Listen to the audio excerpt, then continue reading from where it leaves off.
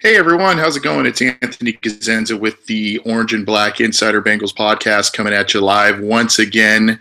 Also, obviously, a contributor at Cincy Jungle. I'm going to be joined by my usual co-host, Scott Schultz. Thanks so much for tuning in, and thanks so much for your continued support of this program. We've got a lot on tap, even though the Bengals are 0-2 and things are not really looking up at the moment for the team. I guess you could say there was slight signs of improvement last week. About that, we're going to try and make this a little bit of an abbreviated show. And to Royal Flush, no, Ken Zampese will not be our special guest down the road once he kind of lets the dust settle a little bit. Do me a favor, though, for those of you who are watching live, we've had a couple of issues and complaints of late with some audio, and unfortunately some of that is on our end, some of that is on Google Hangouts where we record this program live. So if there are some issues whether it's the audio is getting fuzzy or something like that, let me know. We'll try and remedy that.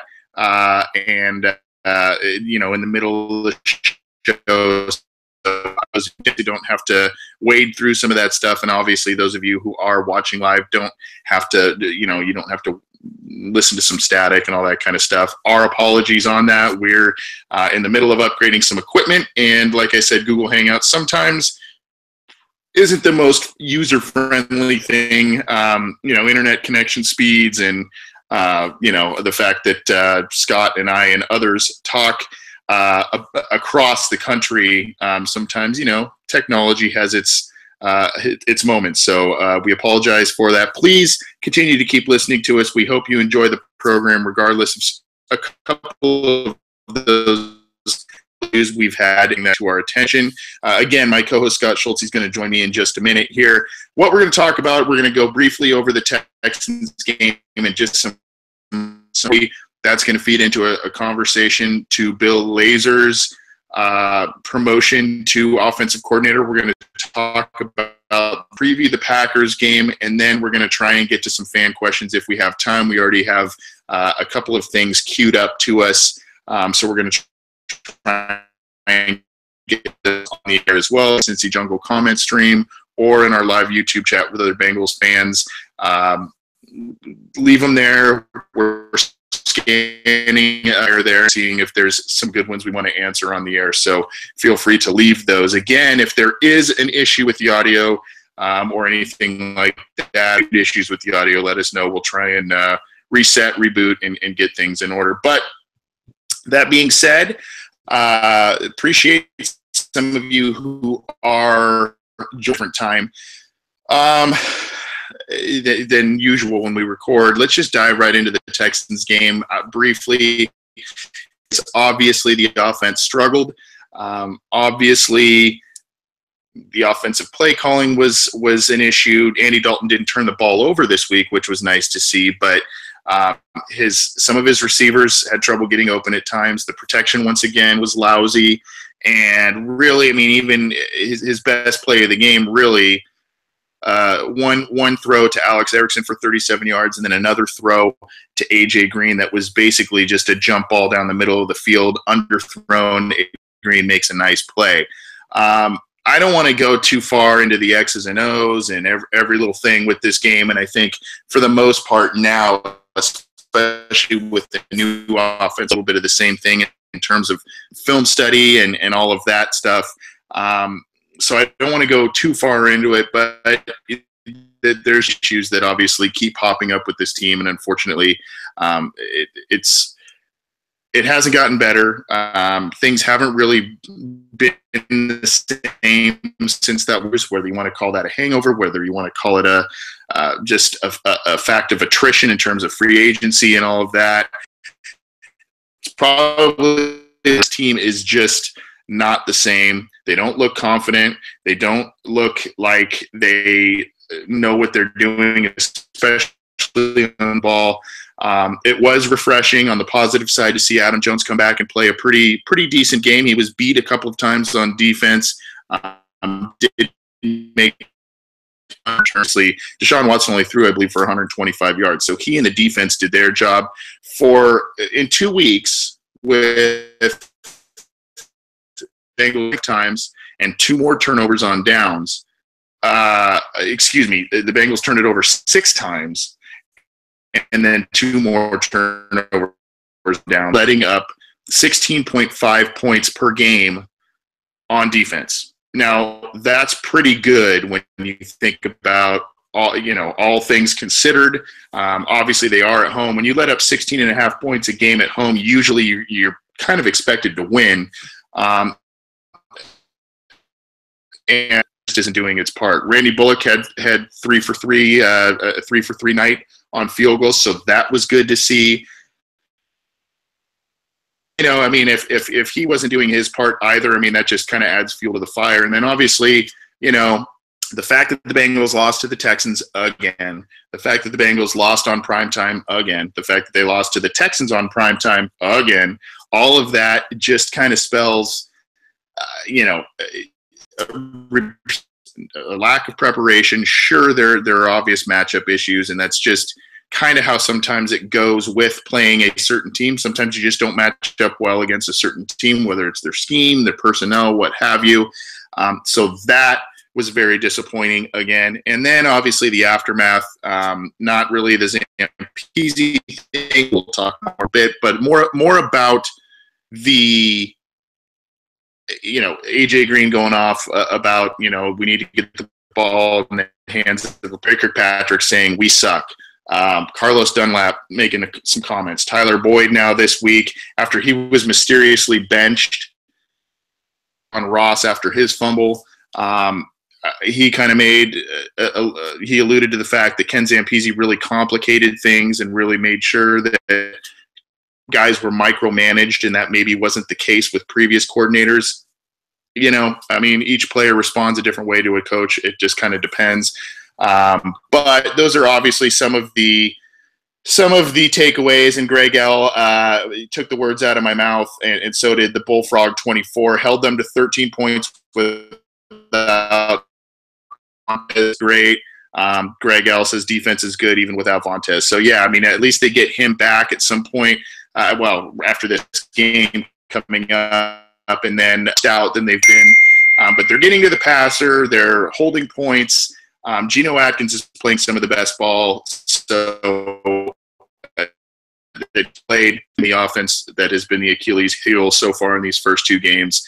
And 9 points in the first 2 games. I believe, joined by my co-host, Scott Schulte, who is hopefully keeping his keyboard dry with no paint on his thing, taking some housework and painting and stuff. Scott, are you there? Yes. How are you, sir? Good. I have a little paint on my hands. Other than that, I'm doing pretty good. Still some. That's what I was saying. Don't get that keyboard dirty, my friend. Hopefully you. I hope you didn't watch this game actually on Thursday night. Maybe you did, but pretty disappointing. I just want to briefly get some of your thoughts and takeaways, and then we'll talk about the Ken Zampese Bill Lazor thing from there. But what away from this game? What were some of your biggest disappointments coming from this game? I guess the biggest positive, and it was something that you've already mentioned, is the defense. For 2 straight weeks, they've done very well. Granted, they've been playing some very bad offenses, but that being said, it's still nice to see them holding their own. Especially, you look at the first game where they had the 5 turnovers. They're given bad field position. They're constantly on the field, yet they do a pretty good job. This time around, they did very well. I was kind of curious. If you take out 2 passes, the Macklin touchdown from week 1 and the pass to Hopkins on Thursday, minus those 2 passes, which I think are like a 30 and a 40-yarder, they're averaging giving up less than 100 yards per game passing. So clearly they're doing something right. And you could say, well, it's because they're playing Flacco and Watson, but Flacco's a guy who does have a bunch of 300 passing games under his belt.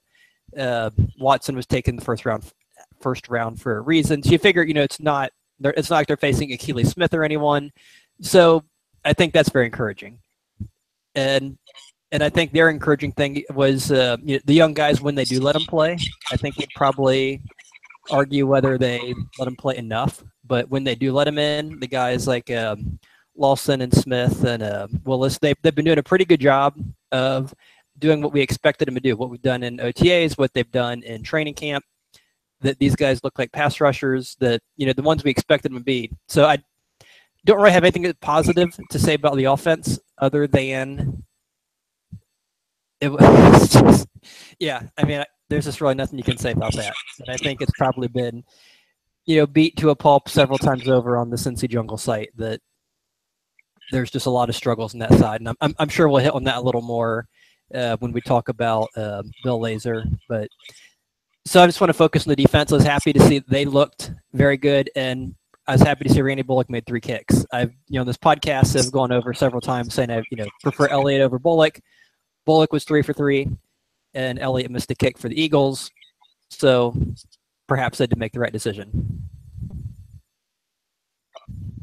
Yeah, and I mean, they're doom and gloom as things seem at this point, and as disappointing as things seem at this point, there actually is a lot of positives. The defense, the special teams, certain players are playing very well. I mean, and I said it before, the defense and the special teams have kept this team in games. I mean, the Baltimore Ravens in the first week did nothing except for wait for the Bengals to make mistakes. They didn't do anything special. They didn't do anything great. They had one play where a cornerback, Jeremy Maclin, took a touchdown, but the cornerback, Darquez Dennard, was kind of picked on the play, and he couldn't really cover his man. And, I mean, touchdowns are going to happen. That's just kind of what happens. But like I said, when you give up 33 total points, when your offense is giving the ball away a combined 6 times and then 2 on downs, that's pretty good. That's pretty good. And, they've had a number of good returns on special teams, which puts the offense in good field position, and they're not doing anything with it. What do you make of this? Is kind of segueing into the Bill Lazor, Prometheus Peasy firing. What do you make of AJ Green's post-game comments on Thursday about getting the ball in the playmakers' hands? I think a lot of this stuff and potentially some of the news about. When I hear that from someone like Green, because Green isn't a guy who talks a whole lot as far as, he's not one of these diva types. He's not an Odell Beckham or one of these guys. So when he says something, I think it carries a lot of weight because he feels he has something he needs to say. So to me, just the fact he said anything kind of speaks volumes. And then you look at what he said, and I think there's 2 ways to interpret it. I think one way folks have interpreted it as well, AJ saying, get me the ball. I didn't quite take it that way. I took it more, this team supposedly has a lot of good talent. They have, Eifert, who's, possibly, when he's healthy, he could be an all-pro tight end. He, at least as a receiver, maybe not as a blocker.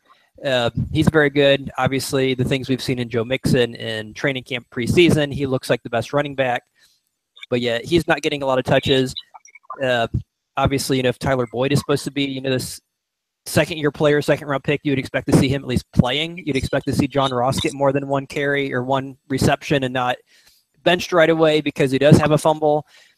And so I look at it as more not so much get me the ball, but we have these guys, get them the ball and not do. I think, for example, in week 2, Alex Erickson had more targets than Eifert has had the whole year.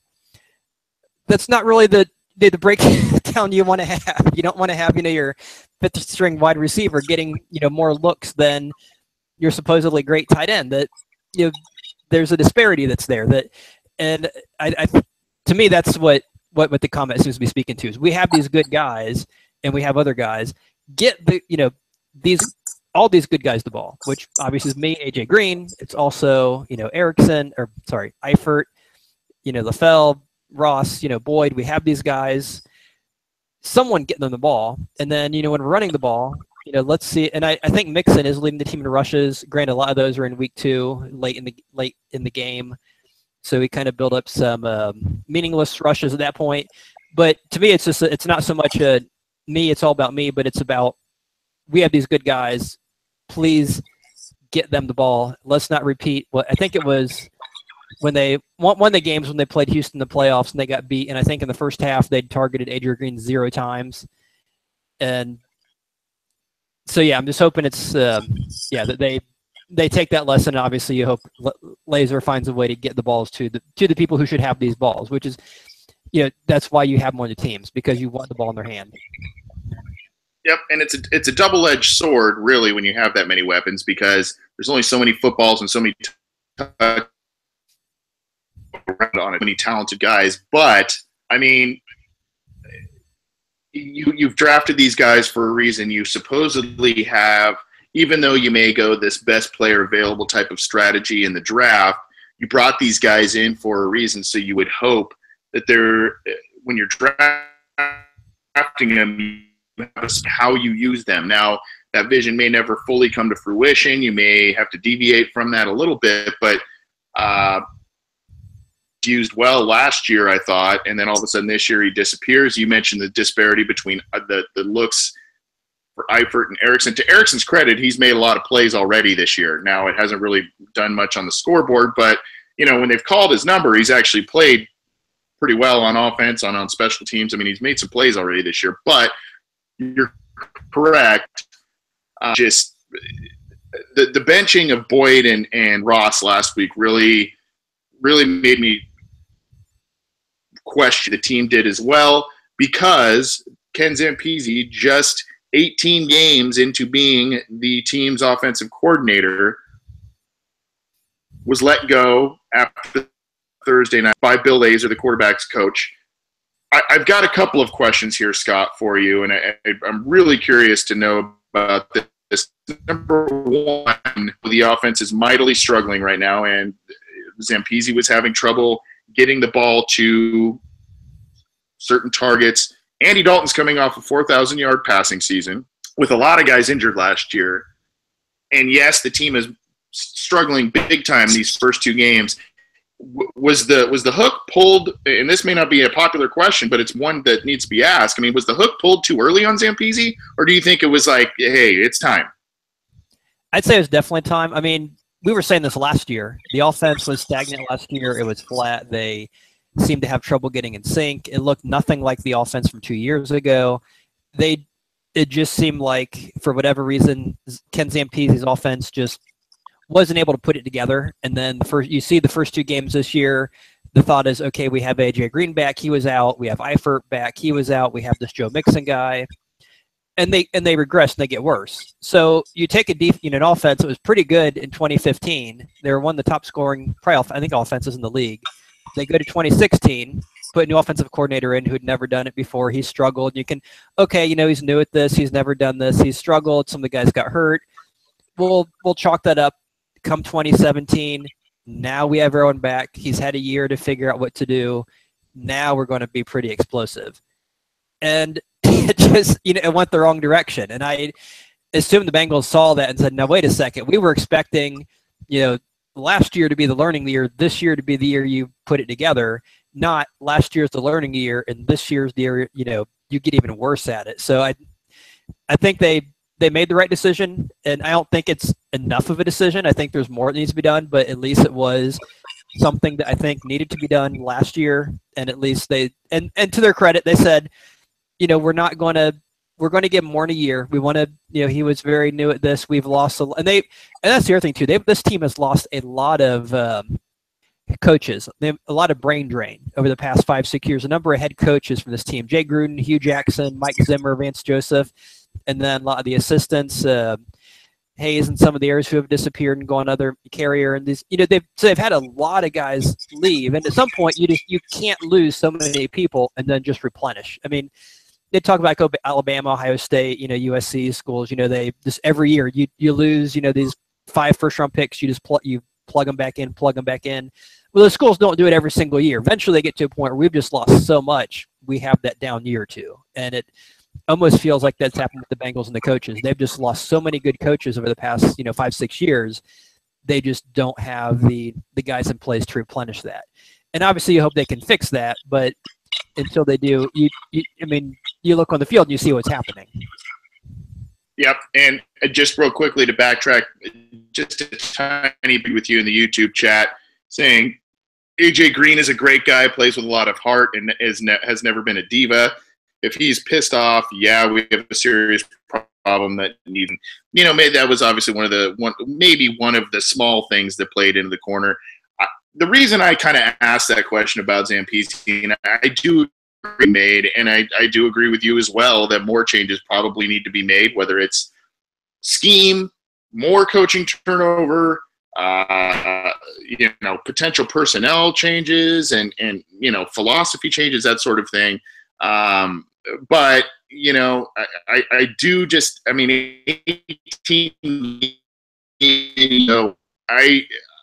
with all the talk about some of the stuff that's, Marvin Lewis may have been facing a quote unquote mutiny after this game. I just wonder if he was kind of a scapegoat, maybe a needed scapegoat, but maybe he was a scapegoat for this team, this year.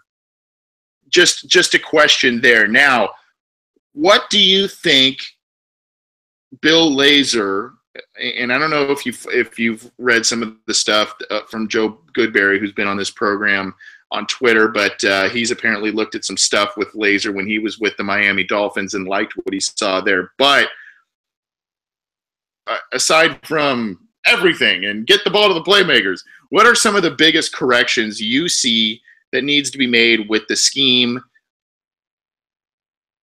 And I think this team needs to do in order to be successful on that side of the ball. Again, if the defense and the special teams plays at or near they've been playing in these first two games, and the offense steps it up even a bit to quite a bit, I think we're looking at a completely different team. So what does Lazor need to do with the offense, in your opinion? What are like his top three things he needs to do in order to kind of right the ship on that side of the ball? Well, first I'll say to answer the question about scapegoat, without a doubt, I think Zampese was a scapegoat. And replacing him, I really don't see a lot changing. It's the same basic offense, the same plays. I mean, you can call them in a different order. You can tweak a few things, but you pretty much have your offense, installed at this point. And yeah, it was a necessary scapegoat, I guess. But yeah, you need to see more happen. If there's going to be a mutiny, okay, the captain's not very good. We're having a mutiny, so the captain decides to push the first officer overboard. That's nice, but ultimately, it doesn't solve the problem. So that being said, what can this new first officer do? I guess if I was him, a couple things. The first thing I'd like to do is try to teach Andy Dalton how to, I guess, read post-snap defense. I mean, some of the plays, you can't really fix accuracy as an offensive coordinator. So I guess, I would just look at every pass Dalton has made, basically pre-snap, post-snap. What was the play that was called? What's the defense? What is the read? What is he reading beforehand? What is he doing afterhand? Why is his ball that he's passing not going anywhere near where it's supposed to be? Is it receivers? Is it him? Is it a bad read? Is it miscommunication? Is it just, a bad arm and accurate?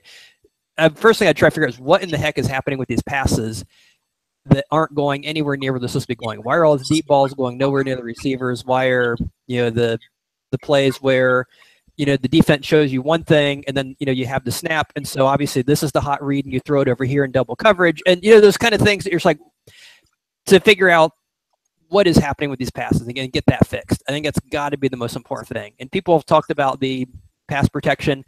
And yeah, you go back and watch it. It's not great, but it's not horrible. I don't think it's that horrible. I think, somewhat that's kind of a scapegoat too. Because I think if you put Aaron Rodgers, Tom Brady, Peyton Manning behind this offensive line, they wouldn't have the same struggles. Yeah, they'd have to move, but they're guys who can, they feel the pressure. They always, have the knack for going the right direction. The pressure's coming from here. They instinctively go, against it. They always find that open spot in the blocking.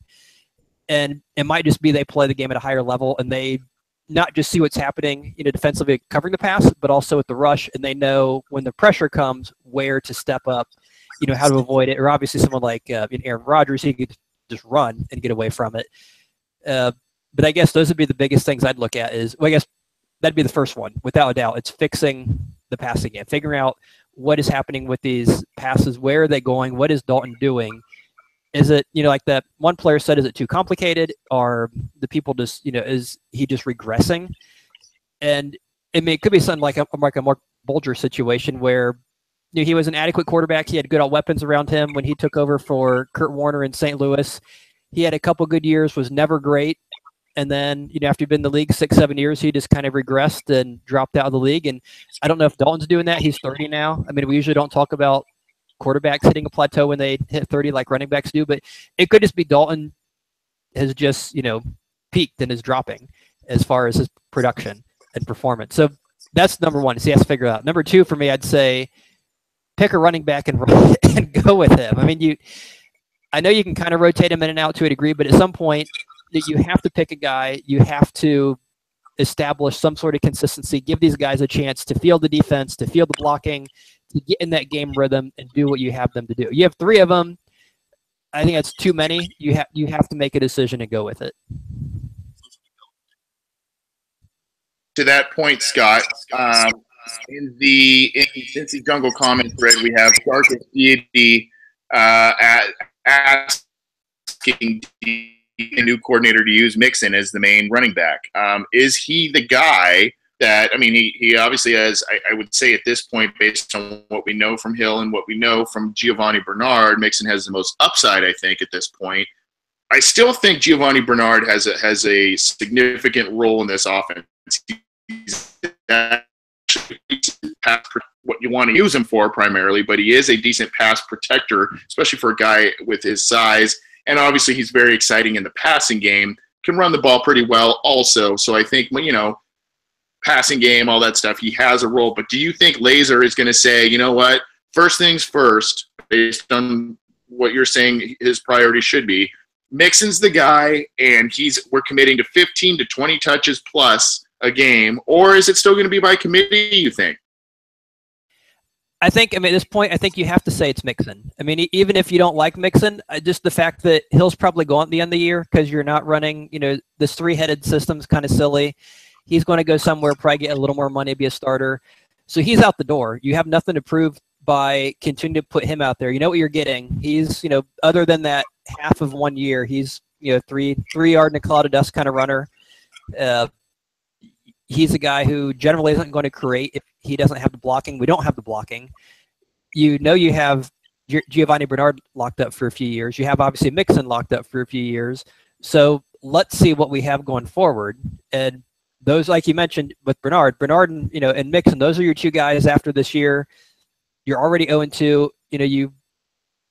There's at this point, you've got to do something. There's no reason to keep, putting guys out there who there's no reason to have, why would you put Hill out there unless you're afraid Mixon's getting hurt? And if you're afraid he's getting hurt, then you shouldn't be playing football. And so, yeah, I think you've got to commit. You've got to put Mixon out there a dozen plus times and say, he is our guy. We're going to see what we have. He is our future. You and I have talked about this on this program before. Why draft guys that have certain strengths if you're not going to play them because you're afraid they're going to get injured in the depth chart, but you still want to get the ball in their hands, get creative, use them on special teams, do what you can to get these exciting guys the football. So obviously you had said fix the passing game and commit to a running back one way or the other. Obviously with the passing game, for me, listen, I really liked yours, Scott. In terms, I'm going to go a little more specific in terms of fixing the passing game. Andy Dalton has a guy when he finds an early rhythm and he completes the easy passes early on, the screens, the slants, the quick passes, even does a couple of read options to get some yards and first downs. These are the types of plays that build a quarterback's confidence, and it builds an offensive line's confidence. So, and however it may need to look because of the struggles of the offensive line, I think Bill Lazor needs to come up with some plan that gets Andy Dalton into a rhythm early. That has not happened this year. Andy Dalton has looked skittish. Andy Dalton has not looked like the same guy we've seen over the past 2 years, 2015, 2016, when he's made a lot of good throws. And I think, I don't know if it's getting too cute. I don't know if it means things were getting too complicated under Zampese. But I think you need to get the ball into some reliable guys' hands, and a guy like AJ Green who's upset about things right now, get him the ball early and often. Don't force it. Don't make bad throws, but create a handful of plays early on that are confidence builders, that can move the sticks. And even if it's getting an early field goal, I know everybody wants to score a touchdown right now. We're all dying to see one this year.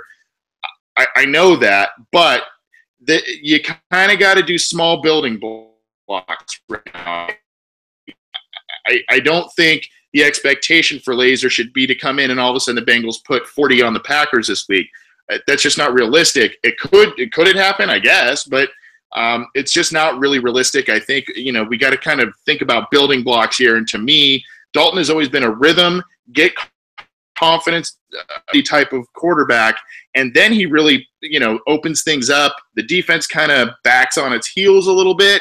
And then you can mix in the run plays and all of that. So I think for me, getting Dalton confident and in a rhythm early is a big thing. And then to your point as well, I'm pointing more to the offensive line. This is obviously anointed in a lot of different ways. It's also been hit by a couple of injuries. Trey Hopkins is sitting once again this week. The team's starting right guard, kind of interesting. We still haven't seen, much of Andre Smith and that situation.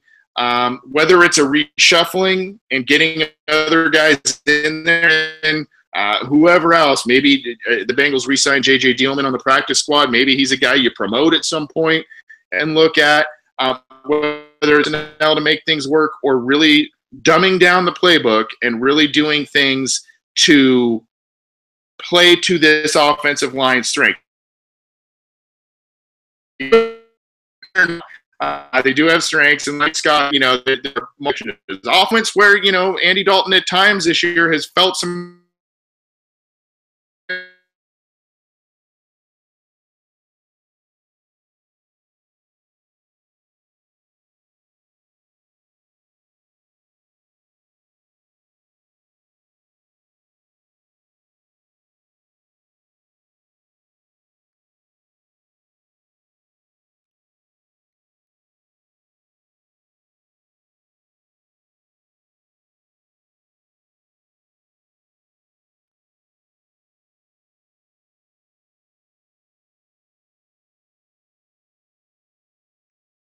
will open up down the road, the long balls to AJ Green. So we'll see. We'll see from there.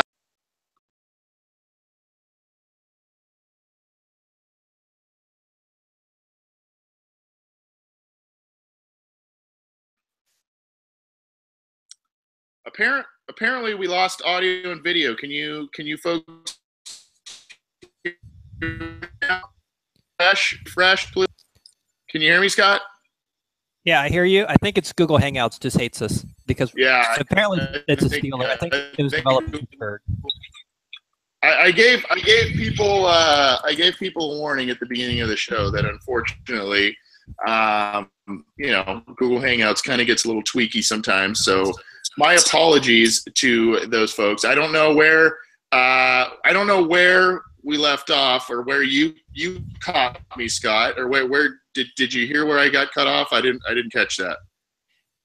Pretty much what I heard was most all of the Bill Lazor stuff up until maybe like 30 seconds ago. What's that? I pretty much heard everything up through 30 seconds ago or so. So okay. It sounds like most of you caught most of what I was saying, and hopefully we caught the recording, and it just was a temporary little thing. So I apologize. I'm actually not recording at my usual place, so maybe that's a part of what's going on. So I apologize. But if you missed just the last 30 seconds, what I had said, and I think most of you caught it, but I had said, dumbing down the playbook for the offensive line was one. It was the other one. Obviously, I talked about Andy Dalton being a rhythm passer and getting him confidence. Dumbing down the playbook, maybe shortening it a little bit, and then building from there as maybe more success happens. This offensive line does have some strengths, has a lot of weaknesses, but they can do some things. And I think getting a formula for the right plays is probably the biggest thing for Bill Lazor as he takes over the offensive coordinator job. And again, I apologize that we cut out for a brief moment of time. Thank you for those of you who let me know and stuck around. Now, this team heads to Green Bay, and I think that this is probably one of their most difficult games on their schedule. And I mean, they're 0-2. They've switched offensive coordinators. They have, they're angry. They're also in disarray. Obviously, getting a win would be gigantic. And one thing that does play in Marvin Lewis's favor is that he is 3-0 in his career as Bengals head coach against the Packers, including 2 against Aaron Rodgers, which is very interesting. So, what do you expect out of this one? Is this something where we should just really expect the worst, hope for the best? Or is this something where, now the Bengals have a mini bye week, the extended break after the Thursday night football game, and now they may have a little more time to prepare with a new coordinator, and this could be a little bit closer of a game, and maybe they could sneak one? I think anything's possible, especially if you look at the last time these two teams played. I think the Packers were up by like 20 points or 17 points going into the end of the third quarter, and then the Bengals had this huge run where they came back and scored 17, 20, whatever, unanswered points late in the game, capped off with I think it was a Jonathan Franklin fumble that Reggie Nelson scooped up and ran it back for a touchdown. It was like a 4th and 1, and the Packers were, I think, driving to either take the lead or seal the victory. And so, anything's possible. Granted, that was a home game, but anything is possible. And that being said, I think just the struggles this team's had, I don't expect Lazor to work miracles overnight. So I think the rational person is probably, even a Bengals fan's probably assuming that this is probably a loss. I think most fans before the season started figured we're going to win the first game, we're going to win the second game, and then we'll lose in Green Bay. We'll be 2-1. That's good. So I think the reasons why people expected us to lose in Green Bay 3 weeks ago, probably are more or less the same reasons why they would think we're going to lose, why we could lose this time. And if anything, it could be worse because, oh, by the way, not only do they still have Aaron Rodgers, they still have this great offense, and their defense actually looks halfway decent, but now all of a sudden we can't seem to score a touchdown. Yeah, and, you would think, based on personnel and what they kind of like to do, signed Mohamed Sanu from the Bengals, you would think with the amount of skill position, because the Atlanta Falcons, they built their offensive lineup a bit, and it's a few seasons ago, but they still aren't known as one of the best offensive lines there are. They have a quarterback that is probably top 10 in the league, and they've got a lot of weapons. They've got their version of AJ Green, Julio Jones. They've got Mohamed Sanu. They've got a couple of good running backs. Would be able to do a lot of these same things on offense, even with some offensive line limitations that the Falcons were able to do against Green Bay on Sunday. It's not a totally short week, but it is a little shorter than usual for Green Bay. And, you look at some of the people in the YouTube chat, says only way they win is if they steal a bad Aaron Rodgers game and win with a last-second field goal.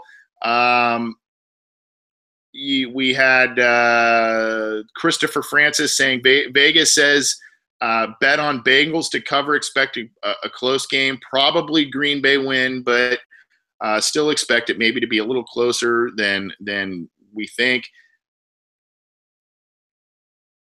Before we kind of get into a couple other little things with this game, what do you think is the biggest key for the Bengals to potentially sneak one out? Aside from Aaron Rodgers playing poorly or something like that, what do the Bengals specifically need to do? One of their top 1 or 2 keys that you think should get them a victory if they were able to achieve it.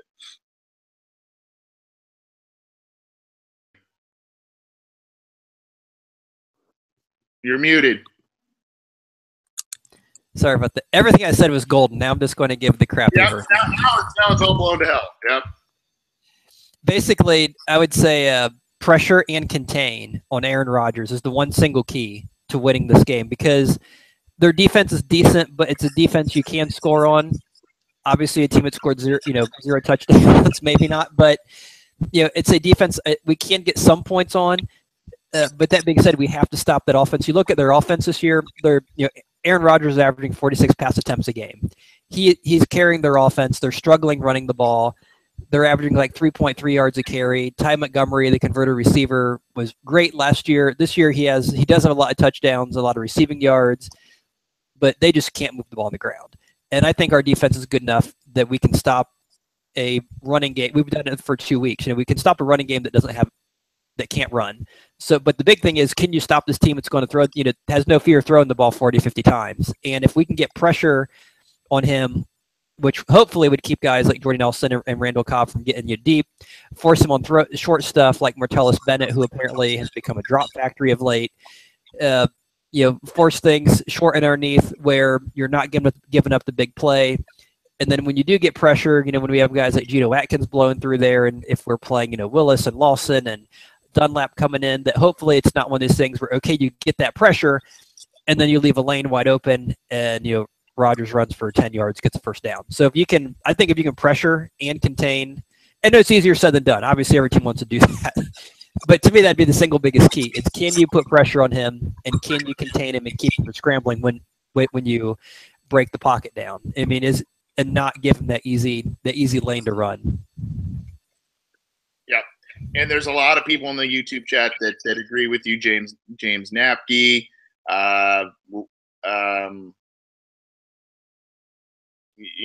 I'm looking at a bunch of people that said, hey, pressuring Rodgers, all of that. You mentioned Jordy Nelson and Randall Cobb. Both those guys are battling some injuries. I think Nelson returned to practice today, but they're facing injuries. Brian Bulaga, their right tackle, not played, pretty severe ankle injury in the preseason.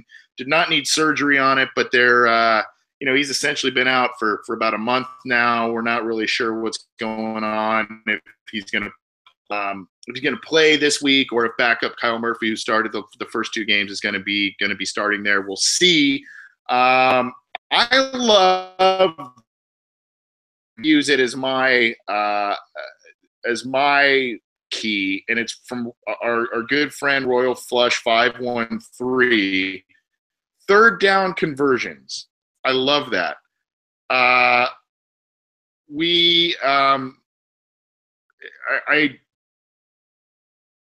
goes 2 ways. The Bengals on defense have been excellent in getting off the field in third downs. They haven't been great in getting turnovers or anything like that, but they've been great at getting off the field on third down, and the offense has been awful in converting third down. So if the defense can keep doing what they're doing, especially against Aaron Rodgers and his weapons, and the Bengals can do more on third down on offense, I think this game can be close. Randy, the Bengals need to play a near perfect game, I think, just because they're on the road, they're playing Aaron Rodgers, and it's just a very tough game. So I think the Bengals need to play a very, very sound game in all 3 phases. And I know it's cliche, but they need to do that. We're running a little low on time. So Scott, what is your score prediction? Kind of start to get in on this game. I'm gonna, we have a weekly Bengals pick 'em where all the contributors pick who they think's gonna win all the games. In 2 years, is the first time I picked against the Bengals, just because for many reasons. I mean, the struggles, the offense, playing on the road, a place is hard to play, etc. So I'm picking the Packers to win, which isn't so bad. It's a nice small market, friendly, place, good people, the whole thing with. But that being said, I am picking them to win. I think we keep, them from exploding a ton of points on us. I think we do have a good defense. The Packers offense doesn't seem like it's the same offense they've had in years past. They're not putting 30, 40 points up against people. I think we probably hold them to something like 17. I think we finally score that touchdown. I'm not sure how we're going to do it. It's probably going to be someone we're not expecting, like a Tyler Boyd reverse, or I don't know, something bizarre that, you would expect is going to be Hill up the gut, or, Eifert to Green. I think it's going to be something, just some odd, unexpected touchdown. But we'll finally get one in. So I'm going to say it's probably 17-10. I think a little closer than people expect, but one of those games where we're making progress, steps in the right direction, but just not enough to get over the hump. I totally feel you. Scott, this game is on my birthday. This game is being played on my birthday. And if the Bengals are going to turn around their season, if they're going to go to the playoffs, it isn't, my friend. Because it's my birthday, and because it's kind of like, if I pick them right now, I'll say 24-23 Bengals. And I picked every other time, if I was to pick for money, if I was to pick for whatever, I would pick the Packers hands down. But I will go 24-23. It's my birthday, September 24th, 24 magic number. Yeah, that's what I'm going with. Sounds Am I good. crazy? No. I mean, anything's possible. And I mean, that's why they play this game every week. I mean, how many people, in our, like, going back to that Cincy Jungle Pick'em thing that we post on the Cincy Jungle website, the first week, the average person got like 9 and 7. I mean, there's a lot. Everyone missed the New England game. There were a couple other games everyone missed because, anything can happen in a given week, and that's what makes the NFL with so much parity because of the, with the free agency and with the salary cap and the draft and different things. I mean, granted, some teams are better than others, but it can happen. I mean, there's nothing. I mean, the Packers aren't your typical. This is it's not a 12-win dominant Packer team. The Bengals team is better than an 0-2 fewest points in the league team. So yeah, I'd say there's a chance. If I were putting money on it, I don't think I would put the house on that pick, but it's something that I could see. I don't know what the odds are, but it's definitely possible. I'm being told happy 21st birthday in the YouTube chat, so I'll take that. I wish that was the case, but appreciate it anyway. Scott, we're going to get to a couple of fan questions. I want to ask you one specifically before you bail, if you don't mind. By the way, in case you're new to this program, you can check us out on Cincy Jungle, on iTunes, on SoundCloud, on YouTube. You can join us live every week. Usually we record Wednesday nights. Sometimes the schedule differs, whether the Bengals play on Thursday Night Football or, sometimes some personal things come up with Scott and I, so we try and make do. But I'm on YouTube and at Cincy Jungle if you can. Download the program on iTunes, on SoundCloud, on YouTube, or at Cincy Jungle. And you can get in touch with the show at Bengals OBI and the OB Insider at gmail.com. Scott, before you bounce out, I believe it's from Kevin Evans for Cincy Jungle comment thread. And I believe Kevin and Keith Evans are the twins who are from the Bahamas, if I remember correctly. If Dalton struggles again in Green Bay, if we're seeing turnovers, if we're seeing a lack of first downs, if we're seeing just no points, does Marvin Lewis, after pulling kind of the quick hook on Zampese this week, does Marvin Lewis do the same with Andy Dalton and bring in McCarron? I'm going to give quick, if they are from the Bahamas, I hope they're doing okay because I think there's a hurricane pounding them right now. So hopefully I think they're doing fine. And if they are, and if they're able to listen to us, I'm going to say there's no way he pulls Dalton just because he is an old school guy, a veteran guy. I mean, how many times have we seen him stick with guys? I mean, Mike Nugent, he had to miss so many kicks before they finally got rid of him last year. You can go on and on with the guys like Pecco and Gathers and, Malaluga and guys who you saw where they had backups who were infinitely better. And the guys in the field just weren't getting it done. He continued to stick with them. This case, I don't know if they think McCarron's better. I don't know who thinks. I mean, obviously some people in the media think he's better, but if our teams thought he was better, I think we would have gotten an offer for him that we couldn't refuse. We haven't because, there was a reason the guy was drafted late in the draft and was, 5th, 6th round pick. So I think the Bengals would say, even if Dalton struggled mightily, I don't think they feel they have a guy that they can plug in and all of a sudden he would be, the savior. It's not like we have Aaron Rodgers or Tom Brady sitting there waiting to replace, Brett Favre and Drew Bledsoe. Maybe we do. I don't know if we do. I mean, even going back to training camp, all the talk was, Driscoll was out playing McCarron, and McCarron didn't look that good. And so now all of a sudden we're expecting him to come in and, replace Dalton, who granted is struggling, but I think short of an injury, Lewis and Dalton are stuck at the hip, and they're going to stick it out. And I fully expect one of them to be going next year. Probably not the other one, but I think they're riding out this year together. I agree, and I think the only way we see McCarron is towards the middle or end of the year. If this season gets absolutely out of control, the offense continues to struggle, then I think the Bengals would make the change to A.J. McCarron that Andy Dalton is in the last year of a team contract extension he signed a couple of years ago. He still has a couple more years on it, but it's kind of an opt-out of sorts after this season to be able to do that. And if he struggles –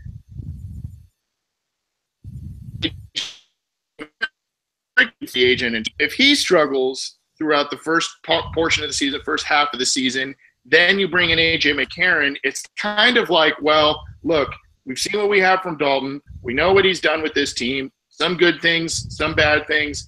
We don't fully know what we have with McCarron.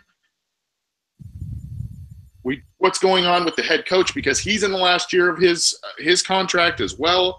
So maybe this then becomes some sort of audition for McCarron if Dalton, falters through the first half of the season. I think this question is, like you and I said, I think it's a bit more down the road in terms of if the Bengals turn to McCarron. I think they think that they can turn things around after this 0-2 start, get competitive, potentially make a playoff push with all of the talent they do have. But, that remains to be seen. I don't want to sit here and say the Bengals, we're talking about 1-7 and now McCarron's in. Let that happen when it happens. I don't think it's happening this week. I just don't. I think the Bengals would really have to struggle games in order for that to take place, and then make a decision from there. Before I vanish, one thing I want to add to what you just said. I think if I was in that situation, I'd say let's play Driscoll instead. I mean, he has a chance to return on IR. I think he's on the IR return list. So if you're 1-7 or whatever at that point, and season's kind of shot, Dalton's having a horrible year, McCarron could be a free agent. He could be gone. I don't know if anyone. Apparently, no one seems to know when this guy's ever going to be a free agent. At some point, he's going to be a free agent. It could be this year. I don't know. Could be when your kid's 18. Who knows? At some point, this guy's going to be a free agent. So he's probably going to leave. He said that, how many times he said he wants to go somewhere we'll have a chance. He wants to go somewhere we'll have a chance. So you can kind of get the impression he's out the door. So if you put him in, he's just auditioning to get a contract somewhere else. So why not, you have Driscoll. Why not play him? And if he looks horrible, and if you are really 1-7, 1-8, whatever, okay, you have a high pick next year. Use that on one of these, supposed great quarterbacks coming out in the draft. And if Driscoll looks good, then you're like, cool, we may have our, quarterback of the future. Anyway, I'll just a lot of decisions. I do have to run. Yep, I got you, man. Appreciate it, and we'll see you next episode. Thanks, Scotty. Thanks for having me. Interesting stuff, and obviously that's a road that is going to be crossed when we get there. Set in stone. Yeah, there's a lot of stuff going on about Dalton and A.J. McCarron. I just find it kind of interesting, and again, this is another topic for another time. I just find it kind of interesting that the Bengals offer big offers to McCarron in terms of draft collateral, which they very much covet. They balked at that this offseason, and now they're struggling with games, and people are calling for A.J. McCarron. So I don't know. I wish Andy Dalton things around. I think he will. You know, they haven't been so wise on certain other personnel decisions. Maybe they made the right decision, especially if the season needs a long tournament quarterback, if Dalton doesn't end up being the answer. For now, again, Andy Dalton is the quarterback. Things around. A lot of time to get things right, as does the rest of the offense. Just a couple more questions before we get out of here. We received Joe Cook, who I see this program. He's just kind of talking and venting a little bit. Looking back to when Marvin Lewis said the offensive line would be okay. I can appreciate optimism, but not when it disregards the obvious facts. The statement I have heard over and over is that if you take a marginal line, remove 2 All-Pros, you are not likely to improve. Moving forward to the draft in April, offensive line was a low priority. This is poor management of personnel. I would think it lands in the responsibility of Mike Brown, Duke Tobin, and Marvin Lewis. Looking back at the past Bengals' top picks, it's difficult to find a durable pick that has been able to complete a season healthy. John Ross, who already missed the first game and was benched in the second game. William of last year. Cedric Ogbuehi, who was essentially redshirted for most of his rookie year in 2015. Darquez Dennard, who was in and out of the lineup as a rookie. But obviously we know he is injured and is dealing with more injuries this week. And Dre Kirkpatrick, who had a lot of injuries early in his career as well. Athletes, they are not able to stay on the field. If I combine this with not recognizing your own personnel weak spots, I do not see success. I really have to question the model this team is using. Something is fundamentally wrong here. Well, a lot of logic there. It's hard to dispute what's thrown out there. And you know, you look at some of the other guys in these drafts. I mean, Jake Fisher has missed a little bit of time. These other Giovanni Bernard was with Tyler Eifert in that draft. He's missed time. I mean, there's just a lot of guys, and then you throw in that same draft Marcus Hunt, who never materialized into anything for this team. There's just a lot of high picks who have either missed time or have not panned out, and that's, you know, I think every year we get excited and we say, oh, this guy's this guy, and rightfully so. I mean, you see, these are the best college players in the nation, and they should come in and do something for this team. And while the Bengals have struggled in some first-round picks and some late-round picks, some mid-round picks are more in the 2010, 2011, 2012 type of area. I mean, 2010 was a draft that Carlos Dunlap, you had Geno Atkins. I mean, a lot of good guys in that draft. 11, you had Dalton, Green, Bowling. You know, obviously the team does recognize talent. I just go back to what I said a little bit earlier in the program, where when you draft guys, when you say you draft the best available, or you draft, maybe we need an offensive guard or a center or a tackle more, but a wide receiver comes available, and you had a second round in your lap in the fourth round, when you're really kind of saying, well, maybe we go center, maybe we go interior lineman here. You get the receiver instead. Well, I think, I'm not in the Bengals front office. I do the best player available. They kind of get this, excited kid with a new pet type of thing. Like, oh, I'm going to do, and they don't really know fully what to do, or maybe there's not a long-term vision for some of these guys. If you remember, they drafted Tyler Eifert, who they thought was the best player available, and they still had Jermaine Gresham, a guy they had drafted just a couple years earlier in the first round at tight end, and Eifert, who, obviously seems to have more overall talent than Gresham does or did for the Bengals. He can't stay healthy, and he, in his rookie year, he sat quite a bit behind Gresham. So I don't know. I mean, injuries are kind of a freak thing. Sometimes you can see some things when you draft a player if they've had significant stuff. John Ross had some of that. but other times it just kind of happens, and you can't help it. And hopefully these guys start turning it around. And unfortunately, also this goes back to Joe's point about the draft picks and some of these guys in the first round. This goes back to a small scouting staff that we've heard so much about with the Bengals and criticized them for over the years. They in the NFL, and a lot of times their coaches are forced to do a lot of the scouting. Obviously, the coaches should be involved in that process, but you hire scouts for a reason, and you hire player personnel guys for a reason. You hire a GM for a reason, and a lot of these guys have dual roles and other things, and it's just not enough. And I don't know if that changes when Mike Brown is out of the picture. Probably not very much because it's his family show, but the point is, when you have a small scouting staff and you have certain guys doing dual things, they have to be right really more often than other scouting staffs. These guys have to, because you have less, the probability of finding a success is lower because you have less people on your personnel. So, some of it's bad luck, some of it's bad choices, and the other part, I don't know if the Bengals have for some players, I'm sure they do. I mean, AJ Green, no brainer, long-term plan. We need a wide receiver. He's left, and that's that. But there are other guys where, maybe he can do this, or, he can help us for a year, or maybe he's developmental for a year.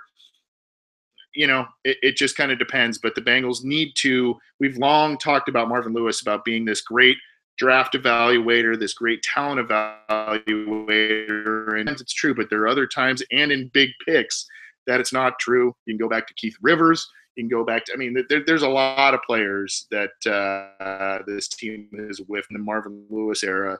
So kind of is what it is, and maybe we're overrating the talent a little bit that's on this roster. We'll see.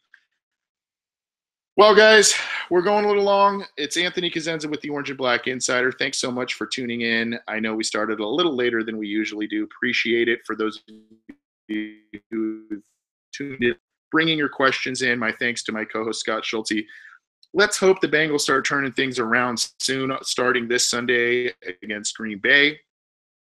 If you have not been able to tune into this show live, I really urge you to do so. It's a lot of fun. A lot of Bengals fans join us live. They talk. They send us questions. We try to get those. We're on live either at Cincy Jungle or our YouTube channel. You can subscribe to our YouTube channel if you have not yet.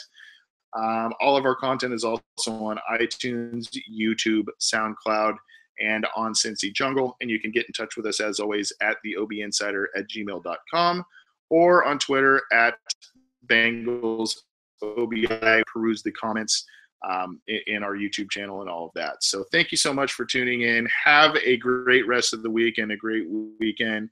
We'll see you next episode. Hopefully we'll be talking about a win this time and not another loss. Again, it's Anthony Cosenza with the Orange and Black Insider. See you soon.